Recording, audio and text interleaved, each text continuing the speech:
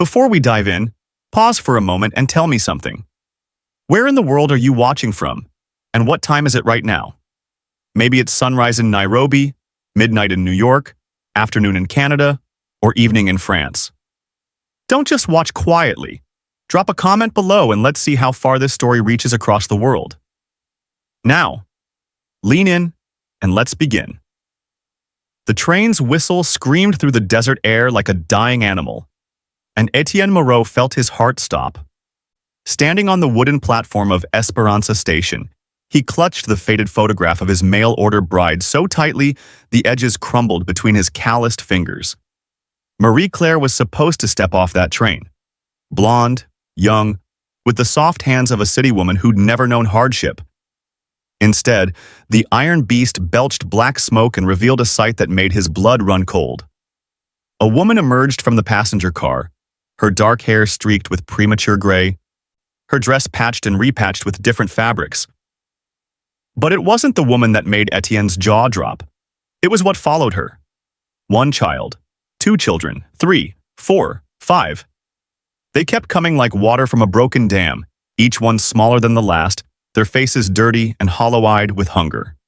6, 7, 8. The woman turned back toward the train car, her voice sharp with exhaustion as she called for more. 9 children now stood on the platform, and still she reached back into the darkness. "Petit Claude, come on!" she shouted, and a boy no more than 3 stumbled out, dragging a cloth doll behind him. 10 children. 10 mouths to feed in a land where even the strong barely survived. The woman, Marguerite, according to the letter in his pocket, looked nothing like the photograph. Her face was lined with worry, her hands cracked and bleeding, her eyes holding the kind of pain that came from watching children cry themselves to sleep from hunger. The station master approached Étienne with a knowing smirk. "That's your bride, Cowboy. The agency said there was a mix-up in the paperwork. Something about the original girl running off with a gambling man in Kansas City."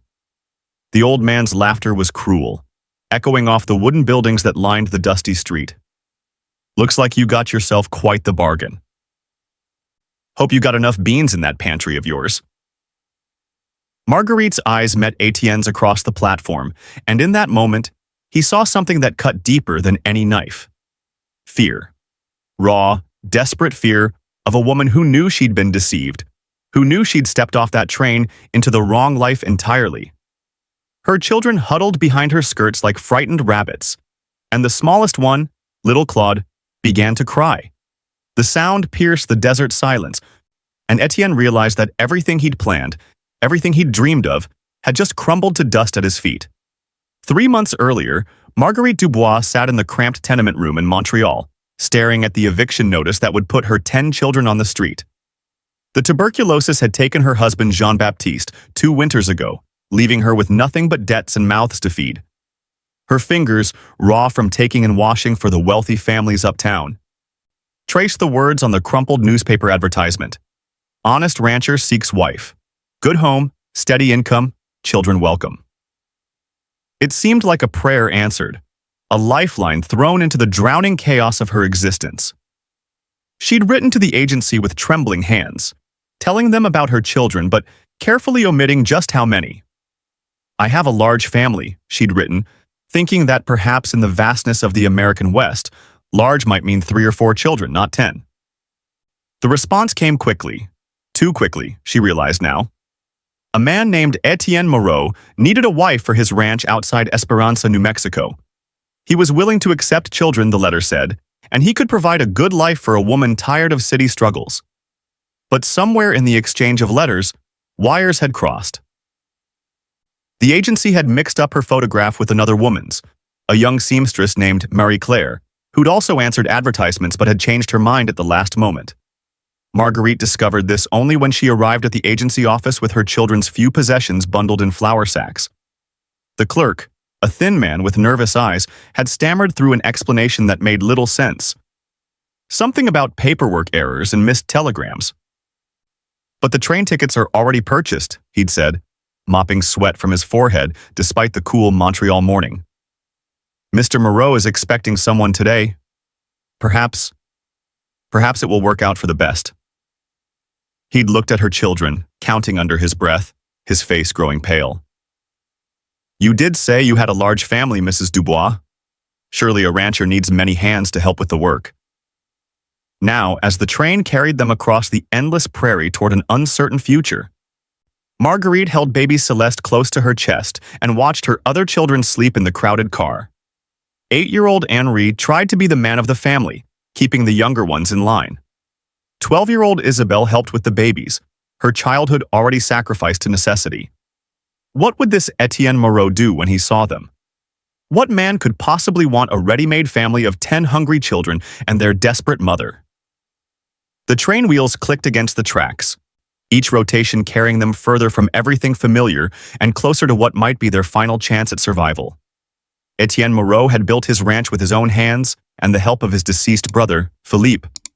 Every fence post, every beam in the barn, every stone in the chimney carried the sweat and dreams of 2 men who'd believed that the American frontier could give them what France never could: land, freedom, and a future worth living.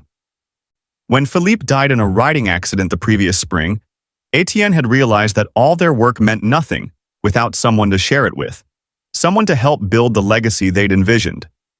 The ranch stretched across 500 acres of high desert, where the Sangre de Cristo Mountains painted purple shadows across golden grassland. He ran cattle and horses, grew vegetables in an irrigated garden, and had even managed to dig a well that produced sweet, clean water year-round.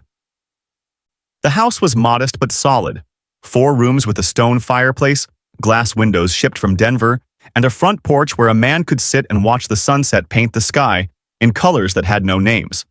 It was everything he'd dreamed of offering a wife, a place where children could run free and safe. He'd written to the marriage agency because the loneliness had become a physical ache in his chest. At 32, he was tired of eating alone, tired of talking only to his horses and cattle, tired of lying in bed at night listening to the coyotes sing to an empty moon. The agency had promised him a wife, young, healthy, eager for frontier life. Marie Claire's photograph showed a woman with gentle eyes and a soft smile, someone who might appreciate the beauty of this harsh land and help him build something lasting. Étienne had spent weeks preparing for her arrival. He'd painted the inside of the house, bought fabric for curtains from the general store in town, even ordered a piano from Santa Fe because Marie Claire's letter mentioned she enjoyed music. He'd expanded the vegetable garden, thinking she might like to grow flowers among the practical crops. He'd built a chicken coop and bought laying hens, imagining her gathering eggs in the morning while he tended the horses. Everything was ready for the life he'd planned. But standing on that platform, watching Marguerite struggle to keep her 10 children together while townspeople gathered to stare and whisper, Étienne felt his carefully constructed dreams shatter like glass. This wasn't what he'd ordered, wasn't what he'd prepared for. Yet as he watched the woman's shoulders straighten with defiant pride despite her obvious terror, something stirred in his chest that he hadn't expected. She was fighting for her children with nothing but determination and love. And perhaps, he thought with growing dread, that made her more dangerous to his heart than any gentle, predictable bride ever could have been. The whispers started before Marguerite's feet had fully touched the platform. Esperanza was the kind of frontier town where everyone knew everyone else's business, where a man's reputation was built on his word and a woman's on her virtue. As Marguerite gathered her children around her like a protective shield, the townspeople emerged from shops and saloons to witness what would become the most talked about arrival in the town's short history. Mrs. Abernathy, the banker's wife and self-appointed moral authority of Esperanza, stood outside the mercantile with her arms crossed and her lips pursed in disapproval. 10 children, she muttered to her companion, loud enough for everyone to hear. What kind of woman shows up uninvited with 10 children? Mark my words. That's not the kind of family this town needs. Her voice carried the sharp edge of a woman who'd struggled for 3 years to conceive even one child, only to watch this stranger arrive with an abundance that seemed almost mocking. The saloon girls peered through the swinging doors with curiosity rather than judgment. They understood desperation better than most. But the respectable wives of Esperanza gathered in small clusters, their voices rising and falling like the buzz of angry wasps. They counted the children repeatedly, as if hoping their numbers might somehow decrease. They noted Marguerite's worn dress, her calloused hands, the way her oldest daughter Isabel held herself with the premature responsibility of a girl forced to grow up too fast. Even the men seemed uncertain how to react. Some felt sympathy for Étienne, trapped by circumstances beyond his control. Others muttered about mail-order brides and the unpredictability of such arrangements. The sheriff, a kind man named Thomas Bridgewater, approached the group with gentle authority. "Now, folks, let's give these people some space," he said, though his own eyes widened as he took in the sheer number of children clinging to their mother's skirts. Mr. Moreau's business is his own. But Marguerite could feel the weight of every stare, could hear the judgment in voices that tried to whisper but carried clearly in the dry desert air. Her children pressed closer to her, sensing the hostility even if they didn't understand it. Little Claude began to whimper, and baby Celeste stirred restlessly in her arms. This was worse than the poorest neighborhoods of Montreal, where at least poverty was common enough that no one bothered to judge it. Here, she and her children were spectacles, curiosities, unwanted complications in a simple man's simple plan. And standing 20 feet away, frozen like a statue in the blazing sun, was the man who held their fate in his weathered hands. Étienne stood paralyzed on the platform, his mind racing through impossible calculations. 10 children meant 10 beds, 10 sets of clothes, 10 mouths demanding 3 meals a day in a land where winter could kill even the well-prepared. His carefully budgeted finances, stretched to support a wife and perhaps 1 or 2 children, couldn't possibly accommodate this unexpected army of dependents. Yet as he watched Marguerite's face crumble under the weight of the townspeople's stares, something deep in his chest began to ache. The practical voice in his head screamed warnings. "Send them back! Cut your losses! Find another bride through another agency." But his heart, the part of him that remembered being 8 years old and hungry in the slums of Marseille, recognized something in these children's faces that made his throat tight with unwanted memory. They weren't just numbers to be fed. They were small souls carrying the same desperate hope that had driven him across an ocean to build a new life in this unforgiving land. Marguerite approached him slowly, her dignity intact despite the circumstances. When she spoke, her voice was steady, though he could see the tremor in her hands. "Monsieur Moreau, I understand this is not what you expected. The agency, there was confusion with the arrangements." She paused, swallowing hard. "If you wish us to leave, I will find a way to purchase return tickets. I will not burden you with obligations you did not choose." The words were brave, but Étienne could see the lie in them. She had no money for return tickets, no home to return to, no future except what stood before her on this dusty platform. The children watched this exchange with the sharp awareness of young ones who'd learned too early that adult decisions determined whether they slept warm or cold, whether they ate or went to bed hungry. Henri, the 8-year-old boy who'd appointed himself protector of his younger siblings, stepped slightly forward, his small chin raised in unconscious mimicry of his mother's defiant pride. That simple gesture, a child trying to be brave when everything was falling apart, hit Étienne like a physical blow. Around them, the town continued to watch and whisper, waiting for the drama to unfold. The afternoon sun beat down mercilessly, and baby Celeste began to cry with the weak wail of an infant who hadn't been properly fed in days. Marguerite rocked her gently, murmuring soft French words that carried across the platform like a lullaby. And in that moment, Étienne realized he was standing at a crossroads that would define not just his future, but the kind of man he would prove himself to be. The safe choice warred with something deeper, something that Philippe would have recognized and approved of, something that might either save them all or destroy everything he'd worked to build. The wagon ride to Étienne's ranch passed in tense silence, broken only by the creaking of wheels and the occasional whisper between the children. Marguerite sat beside Étienne on the driver's seat, acutely aware of the rigid set of his shoulders and the way his jaw clenched every time one of the children made a sound. Behind them, 10 children huddled together in the wagon bed like a litter of abandoned puppies, their eyes wide as they took in the vast emptiness of the high desert landscape stretching endlessly in every direction. When the ranch house finally came into view, nestled against a backdrop of red rock cliffs, Marguerite felt her breath catch in her throat. It was more beautiful than anything she'd dared hope for, a real home with glass windows that caught the late afternoon light. A garden green with vegetables. A barn that spoke of prosperity and careful planning. For a moment, she allowed herself to imagine her children running safely in this wide-open space, sleeping warm in real beds, eating meals that filled their bellies completely. But Étienne's face remained stone-cold as he helped them down from the wagon. Inside the house, reality crashed back down on them all. The 4 rooms that had seemed perfectly adequate for a man and his anticipated wife now felt impossibly small for 12 people. The single bedroom, the small kitchen, the front room with its carefully chosen furniture, everything had been planned for a different life entirely. Étienne stood in the center of his front room, looking around as if seeing it for the first time, his expression unreadable. The children pressed close to Marguerite, overwhelmed by the strange surroundings and sensing the tension that crackled between the adults like lightning before a storm. Little Claude clung to her skirts, and baby Celeste fussed weakly in her arms. Isabelle, trying to help despite her own fear, began gathering the younger ones in a corner where they could stay out of the way. Henri stood at attention like a tiny soldier, ready to defend his family if this stranger decided he'd made a mistake. "I'll sleep in the barn," Étienne said finally, his voice rough with exhaustion and something else Marguerite couldn't identify. "You and the children can have the house tonight. Tomorrow." He trailed off, leaving the sentence unfinished, the future hanging between them like a question neither was ready to answer.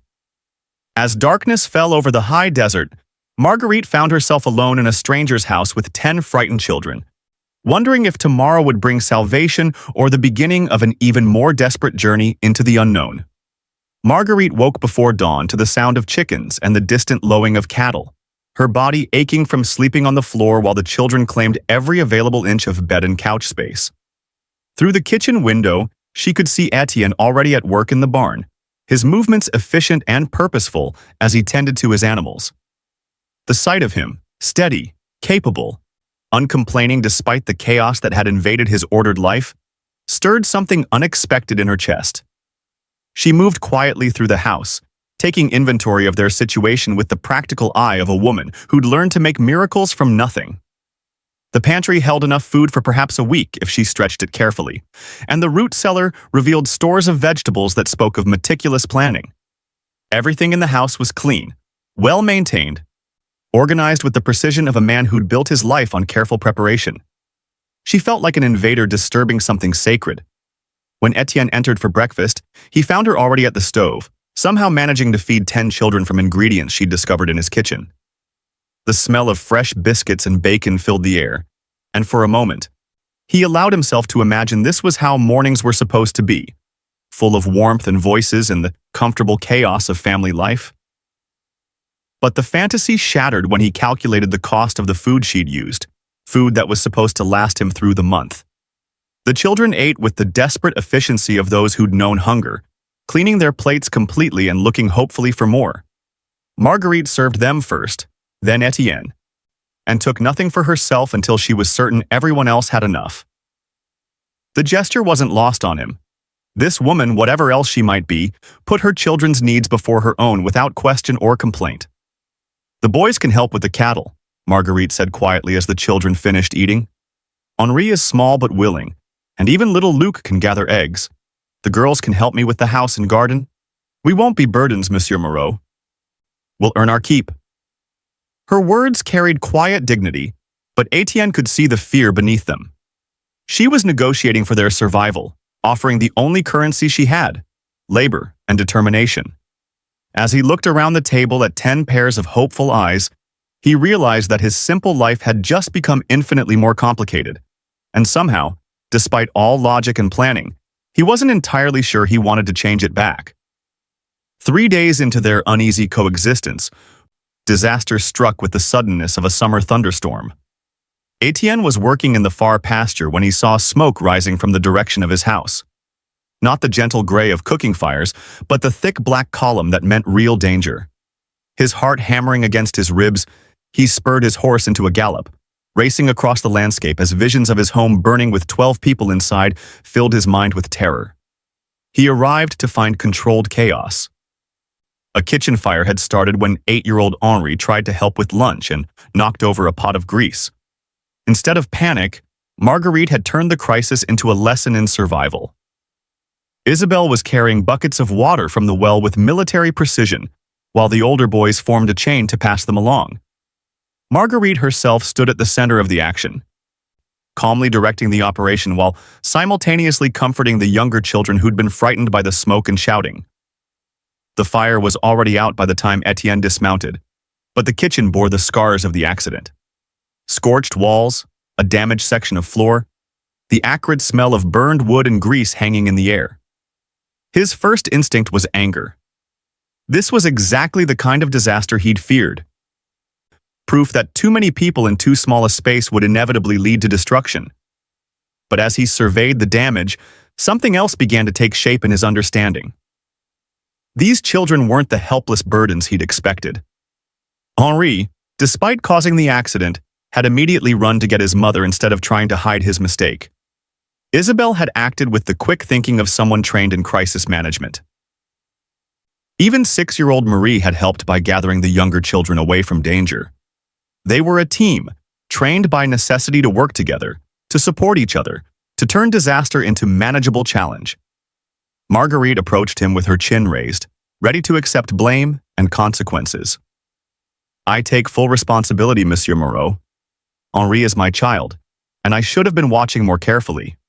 If you need to deduct the cost of repairs from our food, or if this changes your mind about—" But Étienne cut her off with a raised hand, his eyes still taking in the scene around him.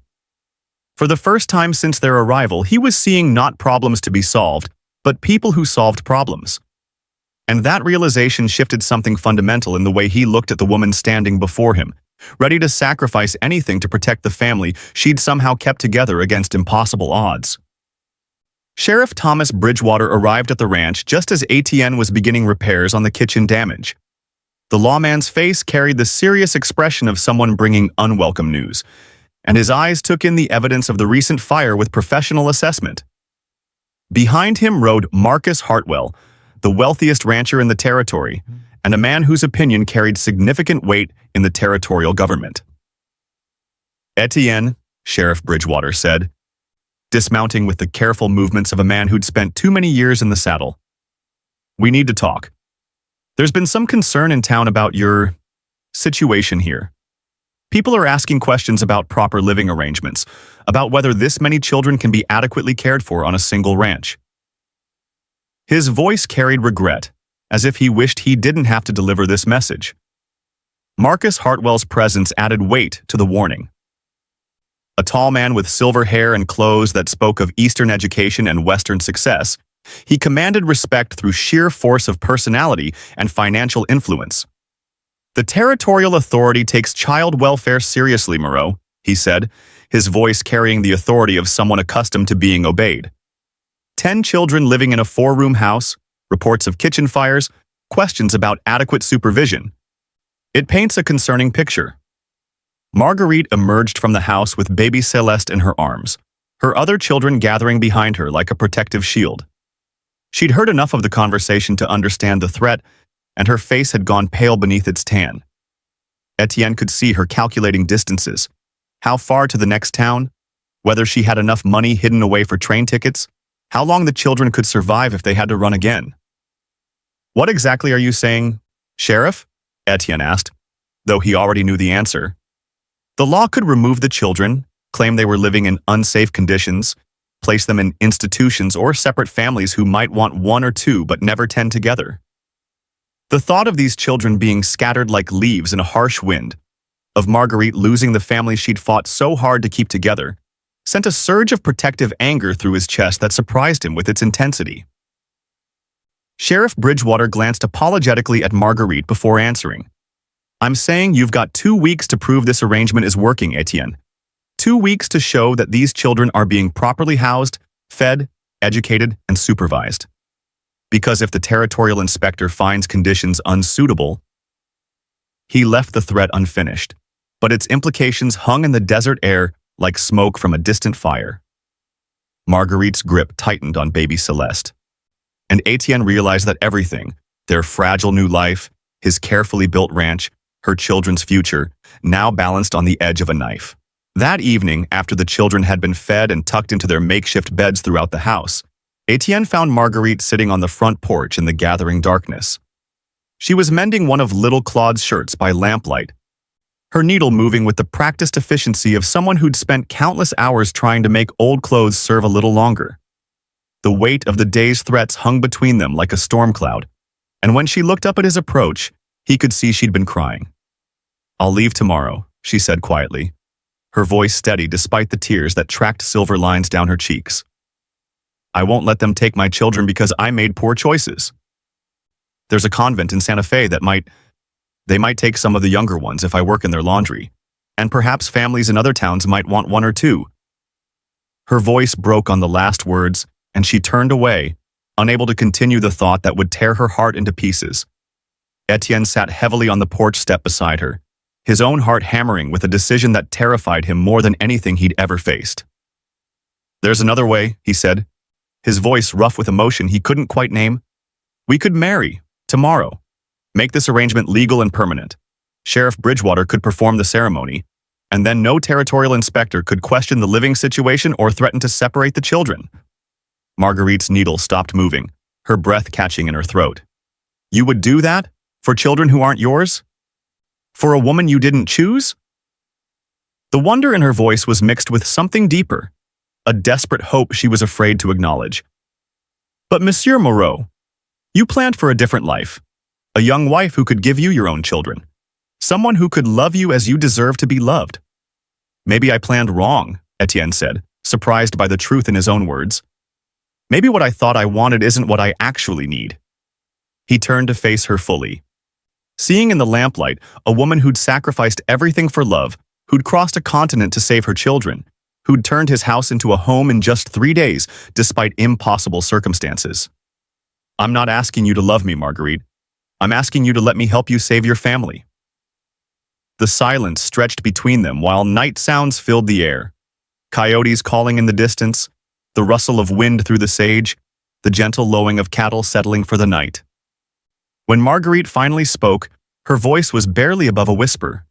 "And what if, in time, love were to grow between us? What if what began as necessity became something more?"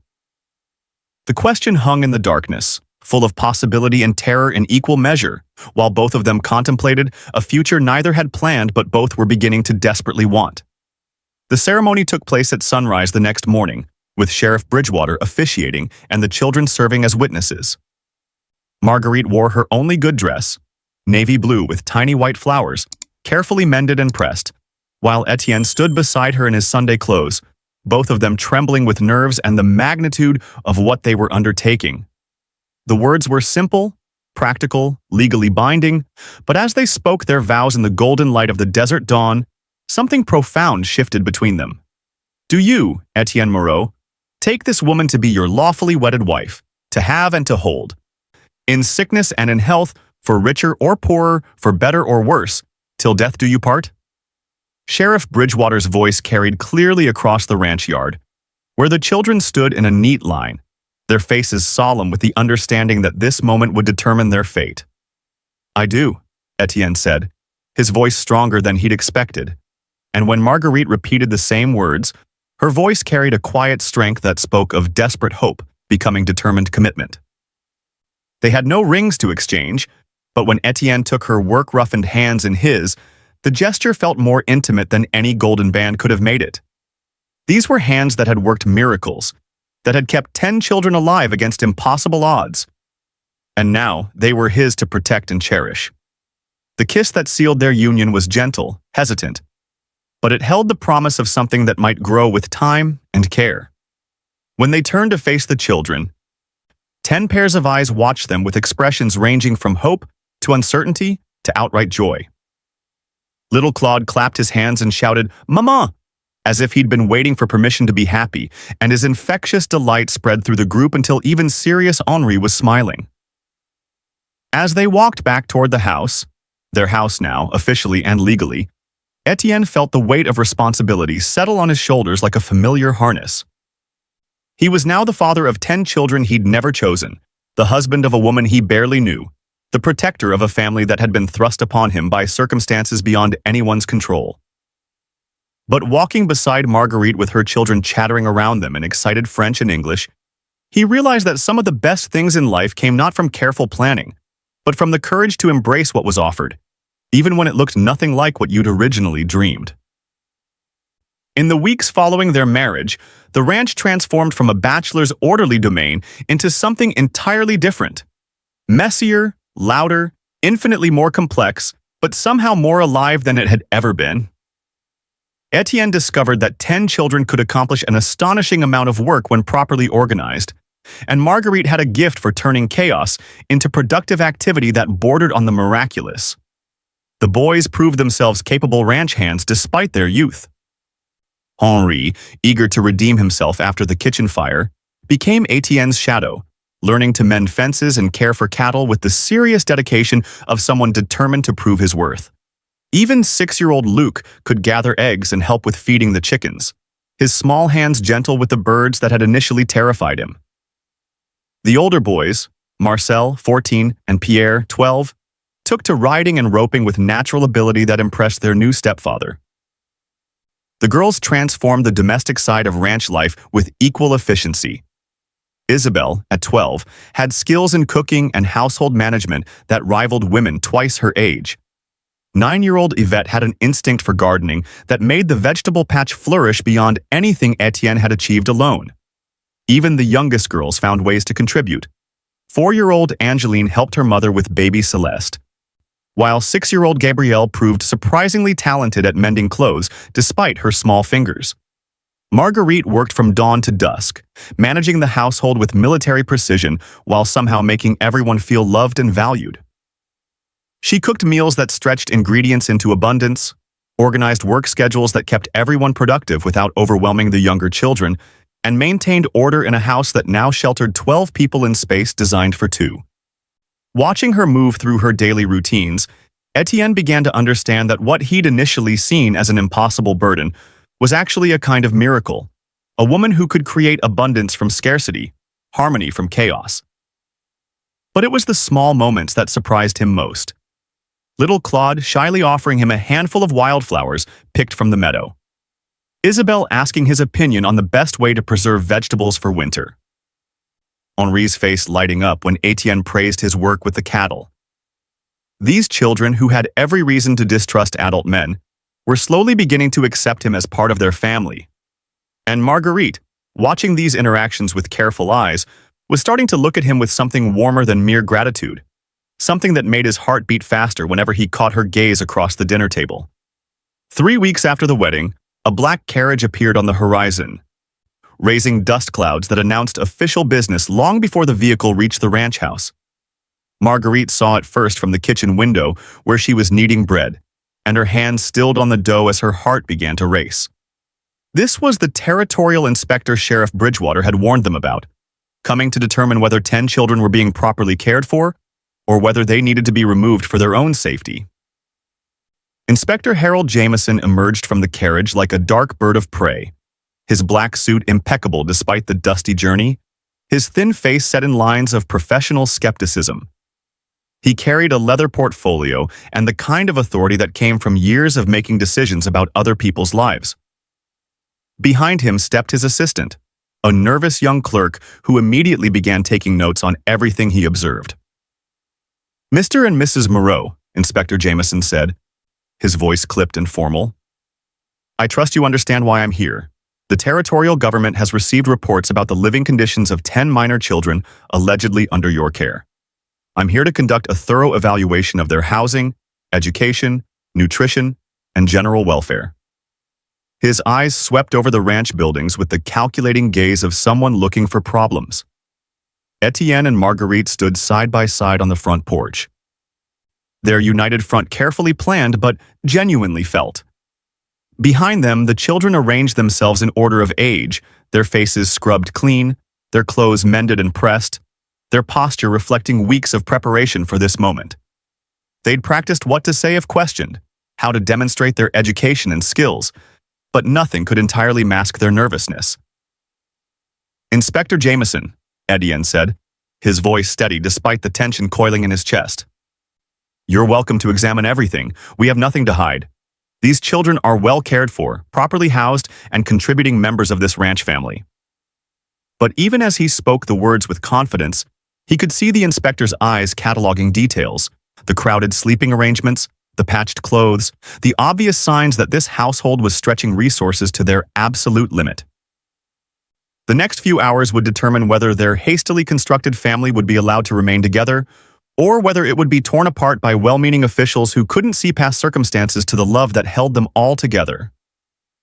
As Inspector Jameson conducted his methodical examination of the house, questioning the children about their daily routines and educational progress, a devastating secret began to emerge.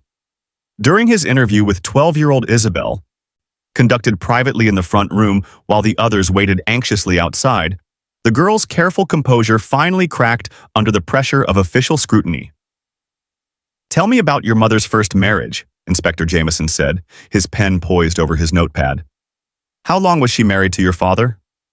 The question seemed simple enough, but Isabel's face went pale, her eyes darting toward the door where she could hear her mother's voice directing the younger children. She'd been instructed to tell the truth, but the truth was more complicated than anyone had prepared for. "Inspector, sir," Isabel began carefully, "not all of us have the same father." The words hung in the air like an accusation, and Inspector Jameson's eyebrows rose with interest. The girl continued, her voice barely above a whisper. "Maman was married to Papa Jean-Baptiste, who was father to me, Henri, Marcel, and Pierre. But when he died, she had to find work, and sometimes..." She couldn't finish the sentence, couldn't bring herself to speak aloud the desperate choices her mother had made to keep them all fed. The truth was that Marguerite's 10 children were the result of her struggle for survival in the harsh years after Jean-Baptiste's death. 3 different fathers, relationships born of necessity rather than love, children conceived in circumstances that respectable society would condemn. She'd kept the family together by sheer force of will, working whatever job she could find, accepting help from men who sometimes demanded more than she wanted to give, always choosing her children's survival over her own dignity. When Inspector Jameson called Marguerite in to clarify her daughter's revelations, she stood before him with her chin raised in defiant pride, despite the shame burning in her cheeks. "Yes," she said simply, "my children have different fathers. I did what I had to do to keep them alive when there was no other choice. If that makes me unfit in your eyes, then so be it. But these children are loved, they are fed, they are learning to read and work and become good people. Judge me if you must, Inspector, but don't punish them for my choices." The silence in the room was deafening as Inspector Jameson absorbed this information, his pen scratching across the paper as he made careful notes. Through the window, they could see Étienne working with the boys in the corral, unaware that the foundation of their carefully constructed family was crumbling under the weight of truth that could no longer be hidden. Inspector Jameson set down his pen and regarded Marguerite with calculating eyes that had seen every variation of human desperation during his years of government service. The revelation about the children's parentage had clearly shifted his assessment, and Marguerite could see him mentally rearranging his conclusions, wondering what other deceptions might be hiding beneath the surface of this seemingly reformed household. "Mrs. Moreau," he said, his voice carrying the weight of official authority, "I must ask you directly. Did you misrepresent yourself to the marriage agency? Did you deliberately deceive Mr. Moreau about your circumstances in order to secure this arrangement?" The question cut to the heart of everything. If their marriage was based on fraud, if she'd trapped Étienne through false pretenses, then the inspector would have grounds to remove the children regardless of how well they were currently being cared for. Before Marguerite could answer, the front door opened and Étienne entered, his face flushed from working in the sun, his shirt dusty from handling cattle. He'd seen the inspector's carriage and knew this was the crucial moment, but the tension in the room told him that something had gone wrong. "Inspector," he said carefully, "I hope you're finding everything in order." "Mr. T. Moreau," Inspector Jameson replied, "I've just learned some interesting information about your wife's background. It appears she has not been entirely forthcoming about her previous circumstances. 10 children by multiple fathers, a history that suggests questionable moral choices."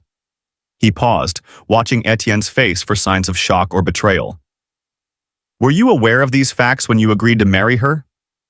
The room held its breath as Étienne processed this information. his eyes moving from the inspector to Marguerite's face, where fear and shame warred with desperate hope. The children, sensing crisis from the next room, had gone completely quiet, straining to hear words that might determine their fate. This was the moment that would define them all. Would Étienne stand by a woman he'd married out of necessity, or would he use this revelation as an excuse to escape a burden he'd never truly chosen? Étienne looked directly at Marguerite, seeing past the inspector's judgment to the woman who'd worked miracles with nothing but love and determination. "Inspector Jameson," he said quietly, "I married a woman who kept 10 children alive when anyone else would have given up. I married someone who turned my house into a home, and my solitary life into something worth living. Her past doesn't change what I see in front of me every day, a remarkable mother and a woman of extraordinary strength." His words carried such conviction that even the inspector seemed momentarily taken aback by their sincerity. Inspector Jameson, clearly unsettled by Étienne's unwavering support of his wife, decided to question the children individually about their true feelings regarding their new living situation.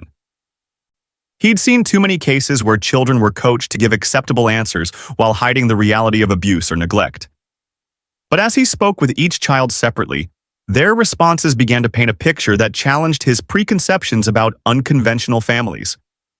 8-year-old Henri, when asked if he felt safe on the ranch, straightened his small shoulders and said, "Monsieur Étienne teaches me to be strong like a man should be. He doesn't get angry when I make mistakes. He just shows me the right way to do things. And Maman doesn't cry at night anymore like she used to in the city." The boy's words carried the weight of someone who'd watched his mother struggle and finally seen her find peace. 12-year-old Isabelle, still shaken from her earlier interview, found her courage when defending her family. "Inspector, sir, we know we're different from other families. We know Maman made choices that respectable people wouldn't make. But she never let us go hungry, never let us be separated, never stopped fighting for us when everyone else said we were too much trouble. And now Monsieur Étienne fights for us too." Even little Claude, barely 3 years old, offered his innocent perspective when asked about his new papa. "He gave me a horse," the toddler announced proudly, referring to the gentle old mare that Étienne had declared safe enough for the smallest children to pet and feed carrots. "And he tells me stories about cowboys and Indians. And he doesn't shout like the other men used to." But it was 6-year-old Luke who delivered the words that stopped Inspector Jameson cold.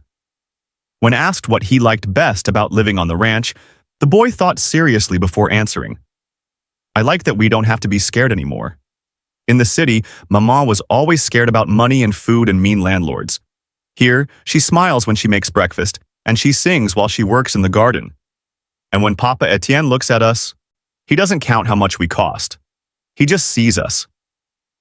The inspector found himself confronting an uncomfortable truth. These children, despite their unconventional circumstances, were not suffering victims in need of rescue. They were thriving members of a family that might not fit traditional molds, but was clearly built on genuine love and mutual support. His trained eye for detecting dysfunction was finding instead a household where respect, responsibility, and affection were creating something remarkable from unpromising circumstances. As Inspector Jameson prepared to write his final report, an unexpected visitor arrived at the ranch that would fundamentally change the trajectory of his assessment. Dr. Elizabeth Hartwell, the territorial physician and daughter of the influential rancher Marcus Hartwell, rode up to the house with her medical bag and a determined expression that suggested she'd come with a specific purpose in mind. Dr.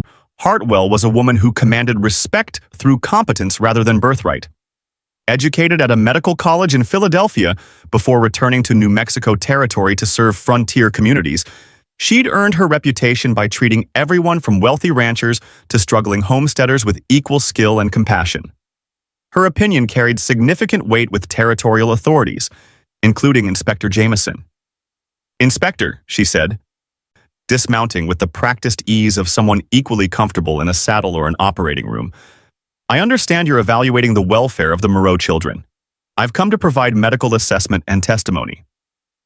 Her presence immediately shifted the dynamic of the evaluation, adding a professional perspective that Inspector Jameson couldn't dismiss. She'd heard about the unusual family from her father, but rather than sharing his concerns about territorial respectability, Dr. Hartwell had been intrigued by reports of Marguerite's skill in managing such a large household. When she examined each child thoroughly, checking their nutrition, general health, and emotional well-being, her findings contradicted every negative assumption about their living conditions. "Inspector Jameson," she said as she completed her examinations, "I've treated children throughout this territory for 3 years. I've seen the effects of genuine neglect, inadequate nutrition, and unstable living conditions. These children show none of those signs. They're well-nourished, properly supervised, and emotionally secure. More importantly, they demonstrate the kind of family cohesion and mutual support that many traditional households lack entirely." Her professional endorsement carried the weight of medical authority and social standing that Inspector Jameson couldn't ignore. When Dr. Hartwell added that she'd observed similar blended families throughout the frontier territories, families formed by necessity rather than convention but held together by genuine love, she was essentially providing legal precedent for allowing the Moreau family to remain intact. The inspector found his carefully constructed case for removal crumbling under the weight of evidence that contradicted everything he'd assumed about this unconventional household. Inspector Jameson spent the evening reviewing his notes and observations, weighing official protocol against the undeniable evidence of his eyes and ears. Everything in his training told him to recommend removal of the children, the crowded living conditions, the mother's questionable past, the hasty marriage that seemed designed to circumvent proper evaluation. Yet everything he'd witnessed during his 2-day investigation told a different story entirely. The next morning, he gathered the entire family on the front porch for his final assessment. Étienne and Marguerite stood hand in hand, their faces showing the strain of waiting while trying to remain hopeful. The children arranged themselves around their parents with the unconscious unity of a family that had learned to face crisis together, their eyes fixed on the man who held their future in his official report. "After careful consideration of all factors," Inspector Jameson began, his voice carrying the formal tone of government authority, "I find that while this household operates under unconventional circumstances, the children in question are receiving adequate care, education, and supervision." He paused, watching relief begin to dawn on their faces before continuing. "However, certain improvements must be implemented within 60 days to ensure continued compliance with territorial standards. The conditions he outlined were reasonable: expansion of sleeping quarters to provide more adequate space, formal educational instruction for the older children, and regular medical examinations by Dr. Hartwell to ensure continued good health. But most importantly, he was allowing them to remain together as a family, recognizing that their unusual circumstances had created something valuable that shouldn't be destroyed by rigid adherence to conventional expectations. "Mrs. Moreau," Inspector Jameson said, addressing Marguerite directly, "I want you to understand that this decision is based not on overlooking your past, but on recognizing what you've accomplished despite it. You've raised children who are respectful, hardworking, and genuinely devoted to each other and to this family unit. That kind of achievement deserves recognition, not condemnation." As the inspector's carriage disappeared down the dusty road carrying news of their victory, the Moreau family stood together on their front porch, hardly daring to believe that their greatest fear had passed. They were officially, legally, permanently a family. The children who'd arrived as strangers to a reluctant benefactor were now his sons and daughters in the eyes of the law, and the woman who'd stepped off a train with nothing but desperate hope was now his wife with the full protection that marriage provided. In the weeks following Inspector Jameson's departure, something fundamental shifted in the relationship between Étienne and Marguerite. The crisis had forced them to defend not just their practical arrangement, but their choice to become a family, and in doing so, they discovered that what had begun as necessity was transforming into something much deeper. The careful politeness that had characterized their early marriage began giving way to genuine partnership and affection. It started with small moments, Marguerite's hand lingering on Étienne's shoulder when she served his coffee, the way his eyes sought hers across the dinner table when one of the children said something particularly amusing, the comfortable silence they shared while working side by side in the garden. They were learning each other's rhythms, discovering compatibility in unexpected places, finding that their different strengths complemented each other perfectly. The children, with the sharp intuition of young ones who'd learned to read adult emotions for survival, began noticing the change in atmosphere. There was less tension in the house, more laughter, a sense that their parents' marriage was becoming real rather than merely convenient. Henri started calling Étienne Papa without prompting, and even serious Isabelle began asking his advice on matters beyond ranch work. One evening, as they sat on the front porch watching the sunset paint the mountains in shades of gold and purple, Marguerite found the courage to speak what had been growing in her heart. "Étienne," she said softly, "when we married, you said you weren't asking me to love you. But what if I wanted to? What if what we've built here has become more than either of us expected?" Étienne turned to look at her, seeing in the lamplight not the desperate woman who'd stepped off the train with 10 children and no future, but the remarkable person who'd transformed his solitary existence into something rich and meaningful. "I was hoping you might say that," he admitted, his voice rough with emotion, "because somewhere along the way, I stopped thinking about what I'd planned for my life and started loving what I actually have." When he kissed her this time, it wasn't the hesitant ceremonial gesture of their wedding day, but the deep, passionate kiss of a man who'd found in his wife not just a partner, but the love he'd been searching for without even knowing it. Behind them, through the open door, they could hear the comfortable sounds of their children preparing for bed. 10 voices that had become the soundtrack of home. 10 lives that had taught them both that the most precious things often come disguised as impossible burdens. 6 months later, as the first snows of winter dusted the Sangre de Cristo Mountains, the Moreau Ranch had become something that neither Étienne nor Marguerite could have imagined when they first met on that dusty train platform. The house had been expanded with 2 additional rooms, built with the help of neighbors who'd come to respect the unusual family's determination and integrity. The children had grown taller, stronger, more confident, their faces no longer carrying the hollow look of those who'd known hunger and uncertainty. Christmas morning dawned clear and cold, with icicles hanging like crystal from the eaves and snow, covering the ranch in pristine white that made everything look magical. The children had never experienced Christmas with abundance. In Montreal, the holidays had been marked more by what they couldn't afford than what they could celebrate.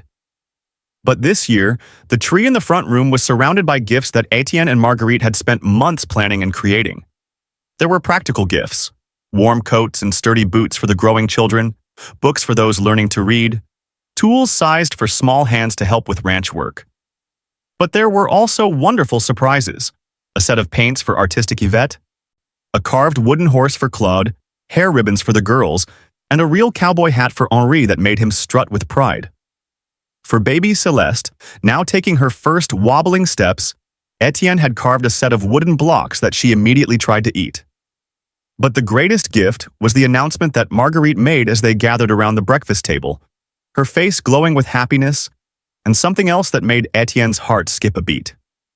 "Children," she said, her voice warm with joy, "I have news to share. Come summer, you're going to have a new brother or sister." The chorus of excited voices that erupted around the table told her everything she needed to know about how this news was received. As they sat together in their warm, crowded, wonderfully chaotic home, watching snow fall outside windows that now looked out on a life none of them could have imagined a year ago, Étienne reflected on the mystery of how the worst days sometimes led to the best outcomes. He'd thought he was getting a quiet wife and simple family. Instead, he'd received a passionate woman, 10 remarkable children, and a love that had grown from the most unlikely soil into something that sustained them all. Sometimes, he realized, the best prayers were the ones that weren't answered exactly as requested, but in ways that were infinitely better than anything you dared to dream. Outside, the snow continued to fall on their little piece of the frontier, covering the ranch where a lonely cowboy had waited for a mail-order bride and received instead a widow with 10 children who'd taught him that family wasn't about blood or planning or careful arrangements, but about choosing to love whoever was brave enough to step off the train and into your life.